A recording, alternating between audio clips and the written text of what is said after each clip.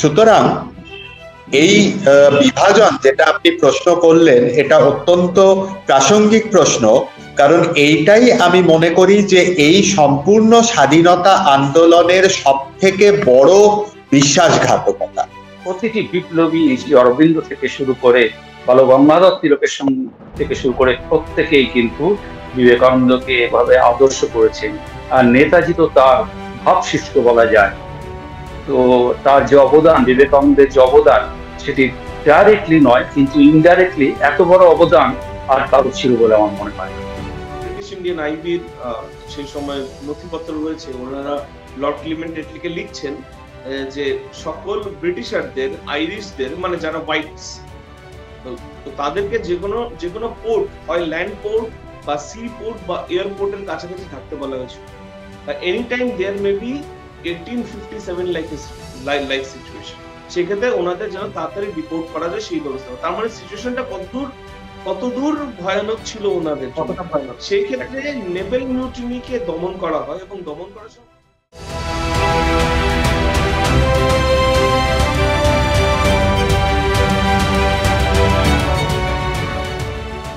নমস্কার, সকলকে শুভ সন্ধ্যা জানাই। আশা করি সকলে খুব ভালো আছেন। আর এই সুভাষ মাসে সবাইকে আন্তরিকভাবে শুভেচ্ছা জানাচ্ছি।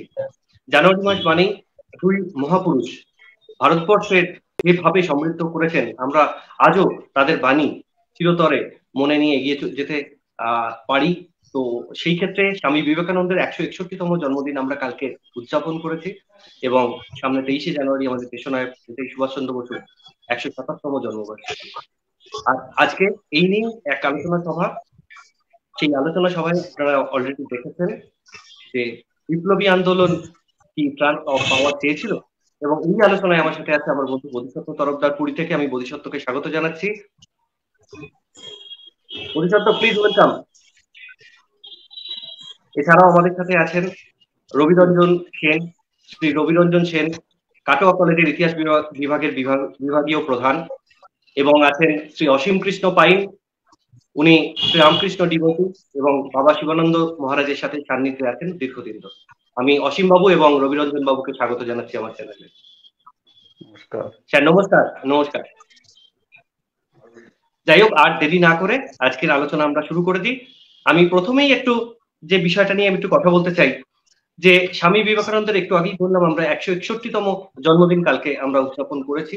এই দিনটি আমাদের ভারতবর্ষের জাতীয় যুব দিবস হিসেবে পালিত হয়ে আসছে। এটি একটি অত্যন্ত মহাপূর্ণ তিথি ছিল আমাদের কাছে। প্রতি বছর এই দিনটি যখন আমরা আসে, আমরা সেই যৌবনের বাণীকে সঙ্গে নিয়ে এগোতে থাকি। এখন এক্ষেত্রে আমার অসীম বাবুর কাছে আমি প্রথম প্রশ্ন করতে চাই যে তিনি সমস্ত বিপ্লবী কুলের আধার ছিলেন, তিনি অনুপ্রেরণা ছিলেন। 1918 সালে একটি সিটিজেন রিপোর্ট বেরোয়, সেখানে দেখা যায় যে বিপ্লবীদের কাছে ভগবত গীতার সাথে বিবেকানন্দের রচনাবলীও পাওয়া যাচ্ছে। তো বোঝা যায় তিনি সেই জাতীয়তাবাদী আন্দোলনে কিভাবে কতটা অনুপ্রেরণা জুগিয়েছিলেন বিপ্লবীদের, তারা নিজেদের আত্মবলিদান দিয়েছিলেন।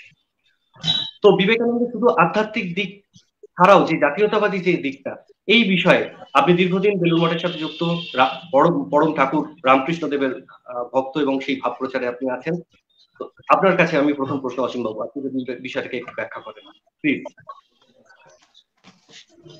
স্বামী বিবেকানন্দকে আমরা তো সবাই জানি, তিনি আধ্যাত্মিক জগতের একজন মানে সম্রাট বলা যায়। কিন্তু শুধু সেটাই নয়, তিনি ছিলেন যেন আমার মনে হয় ব্যক্তিগতভাবে মানে ভারত আত্মার যেন মূর্ত প্রতীক। মানে বিবেকানন্দ বললেই যেন ভারতবর্ষটাকে আমরা যেন বুঝতে পারি। ভারতটা মানে প্রতিটি রক্তকণায় ছিল, যেটা পরবর্তীকালে স্বয়ং রবীন্দ্রনাথ বলেছিলেন যে তুমি যদি ভারতবর্ষকে জানতে চাও তাহলে বিবেকানন্দকে অধ্যয়ন করো। এই একটি কথাই বোঝাচ্ছে যে বিবেকানন্দ কিভাবে ভারত আত্মাকে তিনি বুঝতে পেরেছিলেন। তিনি সারা ভারতবর্ষটা ঘুরেছেন, তিনি কন্যাকুমারীতে ধ্যান করেছেন, এবং ভারতকে তিনি বোঝায় তার আরো সাহায্য হয়েছে সেটি ভারতের মানুষকে দেখেছেন। এবং তিনি 1897 সালে তিনি বলেছিলেন আগামী 50 বছর তোমাদের ধ্যান জ্ঞান হোক ভারতবর্ষ।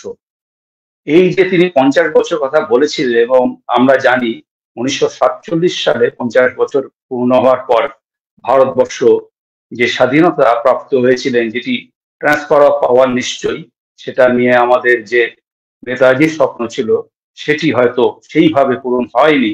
কিন্তু এটা তো সত্যি যে নেতাজির যে অবদান, যে নেতাজি দ্বিতীয় বিশ্বযুদ্ধে যেভাবে ইংরেজের বিরুদ্ধে দাঁড়িয়েছিলেন, সেটি যদি না ঘটতো তাহলে সেটুকুও সেই সময় সম্পন্ন হতো না। বা বিপ্লবীদের যে অবদান, বিপ্লবীদের পিছনে যে বিবেকানন্দের বিরাট অবদান, আপনি যেটা বললেন, বিবেকানন্দের রচনাবলী তাদের সঙ্গে থাকতো, এবং বিবেকানন্দ ডাইরেক্টলি না হোক, তার মানসকন্যা আমাদের সিস্টার নিবেদিতা বিভিন্নভাবে বিপ্লবীদের তিনি সাহায্য করেছেন, এবং সেটি একটি বিরাট বড়ভাবে কাজ করেছে। প্রতিটি বিপ্লবী ঋষি অরবিন্দ থেকে শুরু করে বাল গঙ্গাধর তিলকের থেকে শুরু করে প্রত্যেকেই কিন্তু বিবেকানন্দকে এভাবে আদর্শ করেছেন। আর নেতাজি তো তার ভাবশিষ্য বলা যায়। তো তার যে অবদান, বিবেকানন্দের যে অবদান, সেটি ডাইরেক্টলি নয় কিন্তু ইনডাইরেক্টলি এত বড় অবদান আর কারো ছিল বলে আমার মনে হয় না। একেবারেই অসীমবাবু যেভাবে বললেন বিবেকানন্দের যে বাণী কিভাবে উদ্বুদ্ধ করেছে বিপ্লবী কুলকে, শহীদ কুলকে বারবার। তো সেক্ষেত্রে আমি রবিরঞ্জন বাবুর কাছে পরবর্তী প্রশ্ন করতে চাই। রবিরঞ্জন বাবু হচ্ছে, আমি প্রথমেই বলেছি যে উনি কাটোয়া কলেজের ইতিহাস বিভাগের বিভাগীয় প্রধান, এবং আমি স্যারকে একটি প্রশ্ন করতে চাই যে 1947 সালে ইন্ডিয়ান ইন্ডিপেন্ডেন্ট অ্যাক্ট যেটি হয়, যেটি ব্রিটিশ পার্লামেন্ট পাস করেছিল, ভারত এবং পাকিস্তান নামে দুটো ডমিনিয়ন বা অধিরাজ্যের সৃষ্টি হয়েছিল। তো সেক্ষেত্রে স্যার আমি আপনার কাছে জানতে চাই যে বিপ্লবী কুল, শহীদ কুল তো অখণ্ড ভারতের স্বাধীনতার জন্যই তাদের জীবন উৎসর্গ করেছিল। একদম। তো আপনি কি মনে করেন স্যার, বিভাজন ছাড়া কি আর কোনো রাস্তা ছিল না? আমি মনে করি যে এই বিভাজন বিপ্লবী যে ধারা এবং ভারতের প্রকৃত যে স্বাধীনতা সংগ্রাম, যেটা একদম ধরুন বিংশ শতাব্দীর বা ঊনবিংশ শতাব্দীর মধ্যভাগ থেকে শুরু করে আমাদের যেটাকে ব্রিটিশরা সিপাহী বিদ্রোহ বলেছে, বা আমাদের প্রথম ব্রিটিশ বিরোধী সশস্ত্র অভিযান, সেইখান থেকে শুরু করে নেতাজির যে আজাদ হিন্দ ফৌজ, সেই পর্যন্ত যে দীর্ঘ যে বিপ্লবী ধারা এবং সশস্ত্র প্রতিরোধের যে ধারা, যার মধ্যে বিভিন্ন সংগঠন ছিল, বিভিন্ন ব্যক্তি ছিলেন, বিভিন্ন ধরনের, তাদের মধ্যেও মতভেদ অনেক কিছু ছিল, কিন্তু সেগুলি সত্ত্বেও এই যে একটা লম্বা ধারা, এই লম্বা ধারার মধ্যে অনেক ধরনের মতভেদ ছিল, কিন্তু একটা বিষয় তাদের মধ্যে ঐক্যমত্য ছিল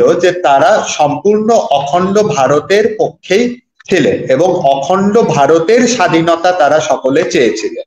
সুতরাং এই বিভাজন যেটা আপনি প্রশ্ন করলেন, এটা অত্যন্ত প্রাসঙ্গিক প্রশ্ন, কারণ এইটাই আমি মনে করি যে এই সম্পূর্ণ স্বাধীনতা আন্দোলনের সব থেকে বড় বিশ্বাসঘাতকতা। এই বিভাজন, বিশেষ করে আমরা যদি দেখি তাহলে যে বিপ্লবী আন্দোলনের সব থেকে বেশি অংশগ্রহণ ছিল বাংলা এবং পাঞ্জাব থেকে। আন্দামানে যে সমস্ত বিপ্লবীরা গিয়েছিলেন তাদের নাম যদি আমরা দেখি তাহলে সব থেকে বড় সংখ্যা হচ্ছে বাংলা এবং দ্বিতীয় সংখ্যা হচ্ছে পাঞ্জাব। আর এই দুটো প্রদেশকেই কিন্তু বিভাজিত করা হলো। তো এই যে খণ্ডিত ভারত, এই খণ্ডিত ভারত তারা তো কখনোই চাননি, বরঞ্চ যে অঞ্চলগুলি ভারত থেকে বেরিয়ে গেল সেই সমস্ত অঞ্চলের যে সমস্ত বিপ্লবীরা, তাদের কথা যদি আমরা ভাবি, আমরা যদি পূর্ববঙ্গ থেকে যে অসংখ্য বিপ্লবীদের কথা, যারা আন্দামানে গিয়েছেন, ফাঁসিতে চড়েছেন, তাদের কথা ভাবি, ঢাকা অনুশীলন সমিতি থেকে শুরু করে চট্টগ্রামে সূর্য সেন এবং তার যারা অনুগামী ছিলেন সূর্য সেনের, তাদের সকলের কথা যদি ভাবি, তাহলে তারা তাদের সর্বস্ব দিলেন স্বাধীন অখণ্ড ভারতের জন্য, কিন্তু স্বাধীন অখণ্ড ভারত তারাই পেলেন না। এইরকম পাঞ্জাবেরও অসংখ্য বিপ্লবীরা ছিলেন। লালা লাজপত রায় নিজে হয়তো বিপ্লবী ছিলেন না, কিন্তু তাদের তিনি অনুপ্রেরণা দিয়েছিলেন। সেখান থেকে শুরু করে অবশ্যই ভগৎ সিং ছিলেন, অন্যান্য অনেকেই ছিলেন। তো তাদের প্রদেশই ভাগ হয়ে গেল, তাদের অঞ্চলগুলি, তাদের গৃহ যেখানে, তাদের নিজস্ব স্থান, সেই লাহোর, সেই ঢাকা, সেই চট্টগ্রাম, সেগুলি আমাদের ভারতের অন্তর্ভুক্ত হবার সুযোগ পেল না। তাহলে এটা কি ধরনের খণ্ডিত স্বাধীনতা আমরা পেলাম, যেখানে 15ই আগস্ট 1947 আমরা সকলে আনন্দিত যে অন্যান্য যাই আরো অন্যান্য সমস্যা থাকুক, কিন্তু আমরা অন্তত রাজনৈতিক স্বাধীনতা লাভ করেছি। কিন্তু এই অঞ্চলগুলি আমাদের বাইরে রয়ে গেল, এই অঞ্চলগুলিকে আমরা স্বাধীনতার মধ্যে পেলাম না।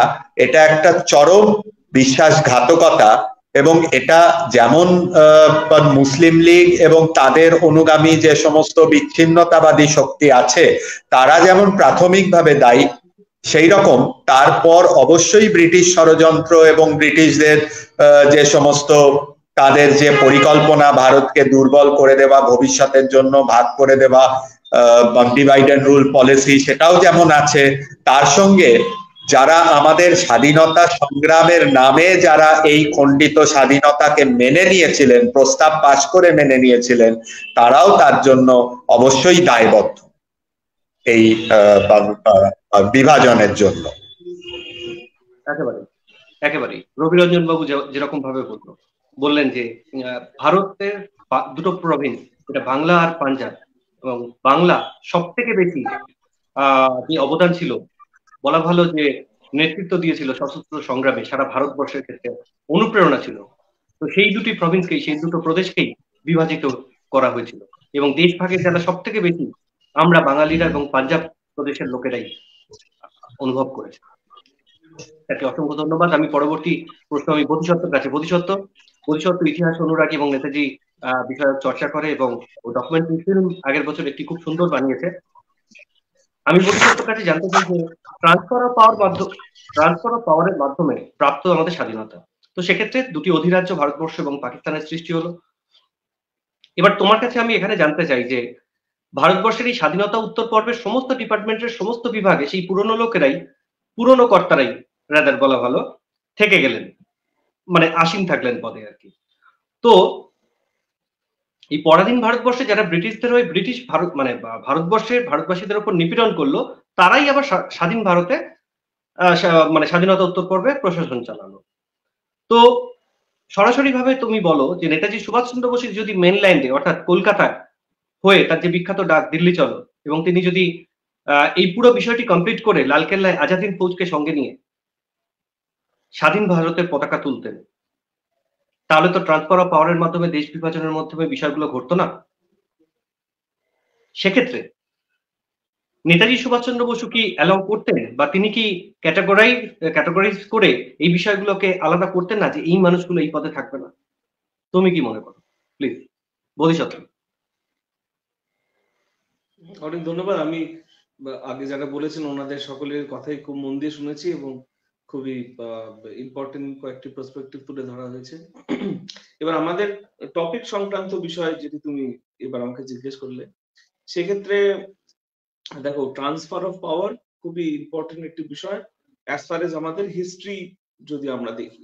এবার হিস্ট্রির ক্ষেত্রে অনেক জিনিসই হয় যে কি হওয়া উচিত ছিল, কি হওয়া উচিত ছিল না, সেই কথাটা আলাদা, কিন্তু তার সাথে হিস্ট্রির কথা কিন্তু আলাদা। আমাদের ভালো লাগলো কি লাগলো না সেই কথাটাও আলাদা, কিন্তু হিস্ট্রি যে আমরা প্রপার ফ্যাক্টস এন্ড ফিগার্স কিন্তু আমাদের তুলে ধরতে হবে আমাদের ছাত্রছাত্রী এবং নতুন প্রজন্মের কাছে। সেই ক্ষেত্রে আমরা দেখি যে ট্রান্সফার অফ পাওয়ার, এবং তুমি বললে অধিরাজ্য, দুটি অধিরাজ্যের জন্ম হয়েছিল, the dominion of Pakistan and the dominion of India. একদম।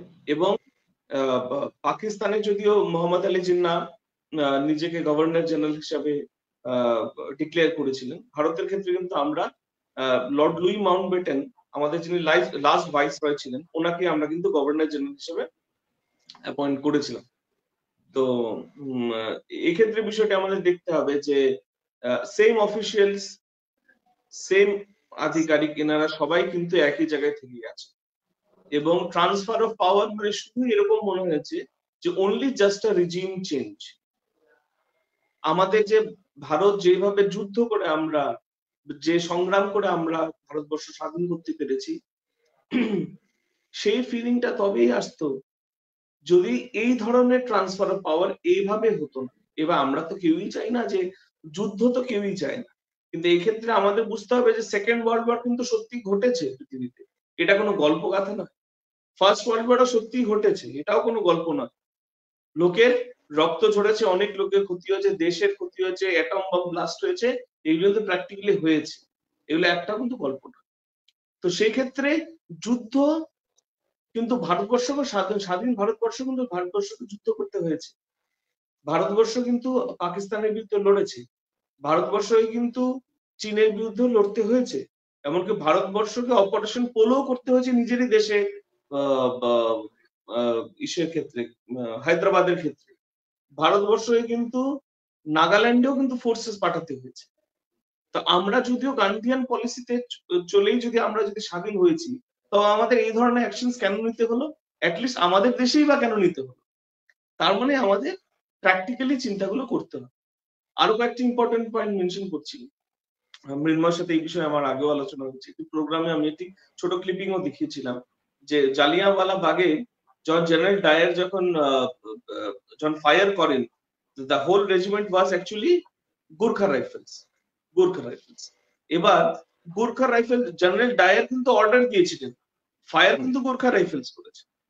এবার এত বড় ম্যাসাকার হওয়ার পর গুর্খা রাইফেলস এর একজন জওয়ানও কিন্তু তারা কিন্তু সাসপেন্ডেড হননি, ঠিক আছে? তারা কিন্তু এই স্বাধীন ভারতে কিন্তু তারা পেনশন ড্র করে গেছে, ঠিক আছে? এবার জেনারেল ডায়ারকে রাজনৈতিক চাপে পড়ে জেনারেল ডায়ার কিন্তু সাসপেন্ড করতে হয়েছিল।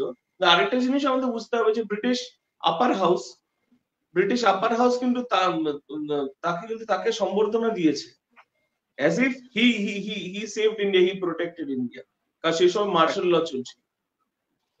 আর দ্বিতীয় কথা হলো যে কিছুদিন আগে যেমন আমরা আলোচনা করছিলাম যে প্রত্যেকটি জেলে যে থার্ড ডিগ্রি অত্যাচার করা হতো বিপ্লবীদের উপর, সেই অত্যাচার কিন্তু ব্রিটিশ সাহেবদের নির্দেশেই হতো, কিন্তু সেই অত্যাচার, লাঠি পেটা, এগুলো কিন্তু সব কিন্তু আমাদের ভারতীয় লোকেরাই করতো।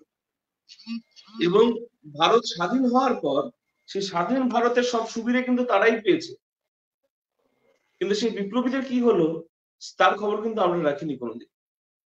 উল্লাসকর দত্তের কথা, এরকম কত লোকের কথা, কত বিপ্লবীদের কথা আমরা জানি যে যারা যথেষ্ট অভাবে ছিলেন, চিকিৎসা না পেয়ে মারা গেছেন। সেই ক্ষেত্রে যারা অত্যাচার করলেন তাদেরই ওপর, এবং তারা তো বেশ তাদের যা চলছিল পেনশন তারা সবকিছু পেয়েছে। এমনকি আরো ইন্টারেস্টিংলি আমি আরো কয়েকটি তথ্য তুলে ধরি, যেমন নেভাল মিউটিনি যেটা হয়েছিল 1946-এ, যেটাকে আজকাল যে বিষয় নিয়ে সোশ্যাল মিডিয়ার মাধ্যমে এবং বিভিন্ন মডার্ন হিস্টোরিয়ানদের মাধ্যমে নেভাল মিউটিনি বলা হয়, কিন্তু আমাদের অ্যাকচুয়ালি রিভল্ট বলা উচিত।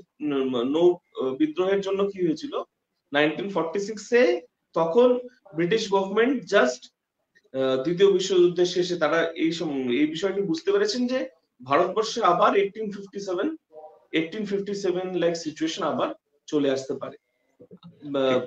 ট্রান্সফার অফ পাওয়ার অ্যাক্টের বিভিন্ন ব্রিটিশ ডিক্লাসিফাইড ডকুমেন্টস 1970-এ যখন ডিক্লাসিফিকেশন হয়, ক্লাসিফাইড ডকুমেন্টস গুলো যখন ডিক্লাসিফাইড হয়, আমরা তো সেগুলো পড়ার অ্যাক্সেস পাইনি, আজকাল আমরা পড়ার সুযোগ পাচ্ছি।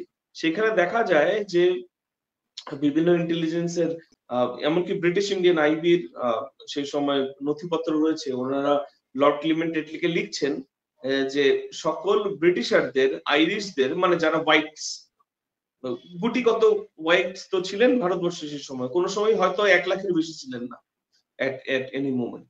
তো তাদেরকে যেকোনো পোর্ট, হয় ল্যান্ড পোর্ট বা সি পোর্ট বা এয়ারপোর্টের কাছাকাছি থাকতে বলা হয়েছিল। Any time there may be 1857 like situation, সেক্ষেত্রে ওনাদের যেন তাড়াতাড়ি ডিপোর্ট করা যায় সেই ব্যবস্থা। তার মানে সিচুয়েশনটা কতদূর ভয়ানক ছিল ওনাদের জন্য। সেই ক্ষেত্রে নেভেল মিউটিনিকে দমন করা হয়, এবং দমন করার সময় সেই সময় যে ভারতের ইন্টারিম গভর্নমেন্ট ছিল, আমাদের দেখতে হবে 1937 থেকে 1935 অ্যাক্টের মধ্যে কিন্তু আমাদের ইলেকশনস কিন্তু হয়, যদিও উইথ লিমিটেড ফ্র্যাঞ্চাইজ, তবুও ইলেকশনস হতো। এবং সেই সময় ভারতের একটি ইন্টারিম গভর্নমেন্ট ছিল, ভারতের ইন্টারিম গভর্নমেন্টের প্রধানমন্ত্রী ছিলেন কিন্তু জওয়াহরলাল নেহরু ব্রিটিশ ইন্ডিয়াতে, এবং হোম মিনিস্টার ছিলেন সর্দার বল্লভভাই প্যাটেল। এবার ব্রিটিশ গভর্নমেন্ট বলে যে Sardar Vallabhbhai Patel being the home minister যেন ইন্টারভিন করেন এবং নেভাল নেভাল রিভল্টে যারা যুক্ত রয়েছেন ওনাদের সাথে কথা বলে। এবার সেই নেভাল রিভল্টটা ছিল বিরাটই বড় এক আকারের রিভল্ট, 77টি ইয়ে জাহাজে এবং 20টিরও বেশি শোর এস্টাবলিশমেন্ট দেশের বিভিন্ন জায়গায় তারা বিরাট আকারে রিভল্ট করেছে এবং বম্বেতে সেটি মানে একটি সাংঘাতিক আকার ধারণ করে, কারণ বম্বে সাধারণ লোকেরাও রাস্তায় নেমে এসেছিল এবং তাদের সাপোর্ট করছিল। সেই ক্ষেত্রে সর্দার বল্লভভাই প্যাটেল কিন্তু ওনাদের কথা দেন যে তোমাদের অ্যারেস্ট করা হবে না, তোমরা তোমাদের অস্ত্র সম্বরণ করো, অস্ত্র সব সারেন্ডার করো। তো কিন্তু আলটিমেটলি এবং তোমাদের পরবর্তীকালে কিন্তু চাকরিতে বহাল করা হবে। আমরা দেখলাম তারা সারেন্ডার করলো, কিন্তু তাদের অ্যারেস্ট করা হলো। এবং সবচেয়ে দুঃখজনক ব্যাপার যেটি হলো যে ভারতবর্ষ পরবর্তীকালে যখন ট্রান্সফার অফ পাওয়ার হয়ে যায় এবং ভারত যখন অধিরাজ্য হয়, সো কল্ড ইন্ডিপেন্ডেন্স যখন ভারত পায় 1947-এ, এবং সর্দার বল্লভভাই প্যাটেল নিজেই কিন্তু সেক্ষেত্রে উপমুখ্যমন্ত্রী হলেন, উপ প্রধানমন্ত্রী হলেন, কিন্তু সেই নেভেল মিউটিনি বা নেভেল রিভল্টে থাকা একজন সেলারকেও, একজন সৈনিককেও কিন্তু চাকরিতে বহাল করা হলো না। যেমন আজাদিন ফৌজের ক্ষেত্রে হয়েছিল তেমন এই সৈনিকদের সাথেও হয়েছে। কিন্তু আরেকটা কথাও বলি, যেই ব্রিটিশ আধিকারিক, যে British officers, Irish officers, Scottish officers যারা ভারতবর্ষে কার্যরত ছিলেন, তারা 1947 when they had to return to UK, ওনাদের যখন ব্যাক করতে হয় ইউকেতে, তখন কিন্তু ওনাদের পেনশন ভারতবর্ষের সরকার এনশিওর করেছে। মানে free government, so called free government কিন্তু সেটা এনশিওর করেছে। তার মানে সেই সময় ফ্রি গভর্নমেন্টে আমরা মানে আমি 47-এর পরবর্তী কথা পোস্ট 47 বলছি। তো 47-এর পরেও আমাদের ট্যাক্সের দ্বারা কিন্তু সেই সো কল্ড মানে ব্রিটিশ আধিকারিকদের পেনশনের ব্যবস্থা কিন্তু আমরা এই দেশের থেকে করে দিয়েছি। ওনারা থাকতেন ব্রিটেনে, কিন্তু আমরা তাদের পেনশনের ব্যবস্থা করে দিয়েছি, যেহেতু ওনারা যেহেতু ওনারা ব্রিটিশ ইন্ডিয়ান গভর্নমেন্টে চাকরিরত ছিলেন। ঠিক এইভাবেই বিভিন্ন ধরনের আমরা দেখি।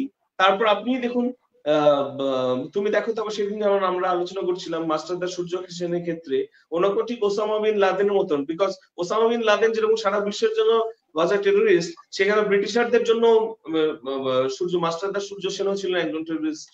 তো সেই ক্ষেত্রে ওনারও ওনার ফাঁসির ঠিক আগে আমরা দেখি ওনার নখ উপড়ে দেওয়া হয়, দাঁত হাতুড়ি দিয়ে ভেঙে দেওয়া হয়, প্রায় অর্ধেক মৃত অবস্থাতে ওনাকে ফাঁসিতে চড়ানো হয়, এবং তারপর গায়ে শিকল বেঁধে এবং ভারী কিছু একটা বেঁধে তাকে মাঝ সমুদ্রে বে অফ বেঙ্গলে তাকে তার বডি ফেলে দেওয়া পরিবার হাতে। এবার আদেশ নিশ্চয়ই কোন এক সাহেবেরই ছিল, কিন্তু করেছে তো ভারতীয়রাই। তো তারা চাকরিতে বহাল থাকলো, তারা পেনশন পেলো, অথচ যারা দেশ স্বাধীন করলেন তারা পেল না। এবং আমরা সেই ব্যাপারে কোনো আলোচনাও করি না, সেই বিষয়ে আমাদের কোনো চিন্তাও নেই, কোনো হেলদোল নেই। যদিও কথাটা ঠিক যে আমাদের জানানো হয়নি, কিন্তু সত্যি আমাদের মানে দেশবাসী হিসেবে আমাদের লজ্জার কথা। এবং ট্রান্সফার অফ পাওয়ার এটাই হচ্ছে নেগেটিভ সাইড, যে আমাদের যদি ইন্ডিপেন্ডেন্স স্ন্যাচ করে নিয়ে আসতে হতো তাহলে হয়তো এই জিনিসটা হতো না, আমরা রিয়েলাইজ করতাম। সঠিক, একদম বোধিসত্ত্ব খুব সুন্দরভাবে বললো যে বিষয়টা, যে যারা নিপীড়ন করলো, যে পুলিশ বাহিনী, যে সৈন্যবাহিনীকে দিয়ে যখন ভারতীয়দেরই নিপীড়ন করা হলো, তখন তারা প্রশংসিত হলো। আর যে সময় ঠিক বিদ্রোহ ঘটলো, মুম্বাইয়ের যে নৌ বিদ্রোহ, মাঝ সমুদ্রে গিয়ে এবং বোম্বের রাস্তায় নেতাজি সুভাষচন্দ্র বসুর ছবি বুকে নিয়ে তারা মানে মিছিল বার করেছিল, সেক্ষেত্রে তখন তাদের কিন্তু পরবর্তীকালে আর স্বাধীন ভারতে সৈন্যবাহিনীতে তাদের রাখা হলো না।